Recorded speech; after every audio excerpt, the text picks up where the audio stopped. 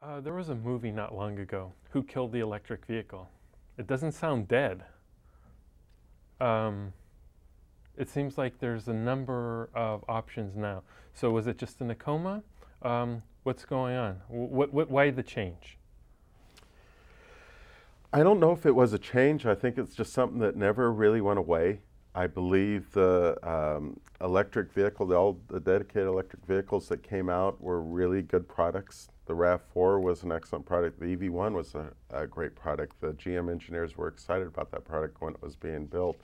And absolutely, the consumers who purchased those vehicles, if you've seen that vehicle, it's kind of a sad movie because those people were rabid electric vehicle fans, and they really mourned the loss of those cars. They were really good cars. So no, I sympathize with them. I got the calls from them. If you want to hear a quick story. Absolutely. Okay, when those electric vehicles came out, I immediately started getting calls, hey, Spence, we want to take our EV1 from LA to San Francisco. And I said, you can't get there from there. They go, yes, we can. We can just charge it in, have a cup of coffee, and keep going. And I was getting calls, and there was clubs that immediately grew out of the EV1, and these people were just taking these vehicles up and down California and just absolutely loved those vehicles. I don't think that ever went away. And I think the hybrid electric vehicle, again, is going to revolutionize the automobile industry because, again, like we earlier stated, that it gives the people the best of both worlds. They have the gasoline vehicle, the infrastructure, the peace of mind that they aren't going to run out of a charge. They can always go fill up with gas, and that'll get them to go on down the road.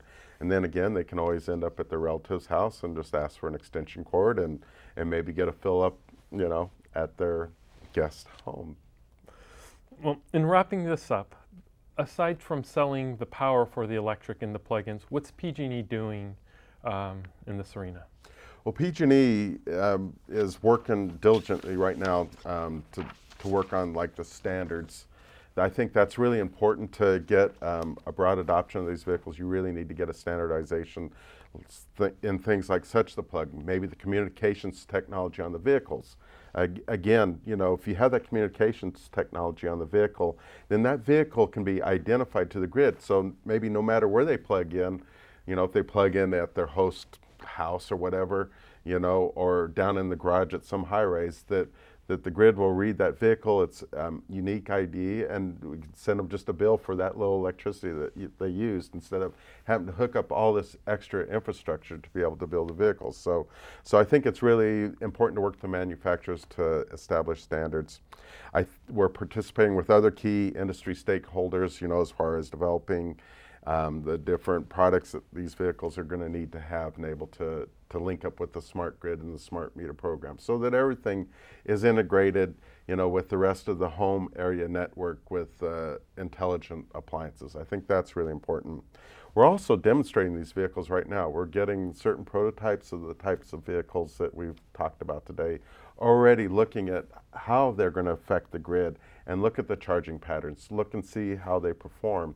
And we are also, we've talked mostly about light-duty vehicles, but there's heavy-duty vehicles out there that are going to be plug-in electrics. We have a number of trucks in our fleet right now that you can plug in, and these are the trucks that you see with the boom that are working on the lines or whatever, that you can actually plug in. They have a large battery too. So when these vehicles are operating in our neighborhoods, you can shut off the idling engine. They can operate just specifically off the battery pack. No idling, no nothing. It runs the hydraulics. They can run their tools off that electric battery pack. And then get this. If we have to take your house down as far as turn off the electricity, we aren't going to do that anymore. Just plug your house into the truck. It'll keep your house powered up. We can do whatever necessary repairs so you don't lose power to your house. You can keep everything going in your household while we work on the lines and then basically do the repair and put you on your merry way. So there's just a lot of exciting things and possibilities with these vehicles. It's going to be good for the environment.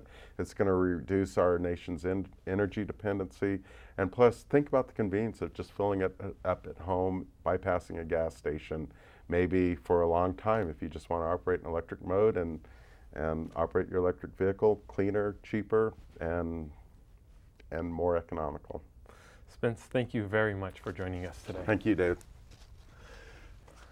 Thank you for joining us. Until next time.